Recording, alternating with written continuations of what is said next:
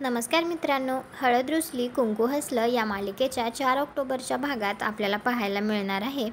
भक्ती आता कृष्णाला खूप छान रेडी करत असते आणि त्यानंतर जात असताना भक्ती कृष्णाला म्हणते, शेतात नाही तर तू नवऱ्याच्या खोलीत चालली आहे जरा आदमीनं, असं म्हणतच तिच्या हातात दुधाचा ग्लास देते.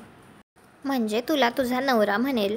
त्यानंतर कृष्णा तो दुधाचा ग्लास घेऊन दुष्यंतच्या खोलीमध्ये येते.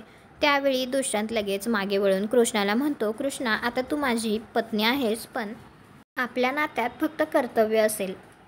हे ऐकून तर कृष्णाच्या डोळ्यात पाणीच येतं. बरोबर आहे, कोणताही नवरा जर बायकोला असं बोलला तर तिच्या डोळ्यात तर पाणी येणारच. त्यानंतर लगेच दुष्यंत तिथून बाहेर जायला लागतो. त्यावेळी कृष्णा त्याला म्हणते, दुष्यंत सरकार थांबा. बाहेर गेल्यावर समध्यांना काय उत्तर द्याल? तर दुष्यंत आता खोलीतच थांबतो.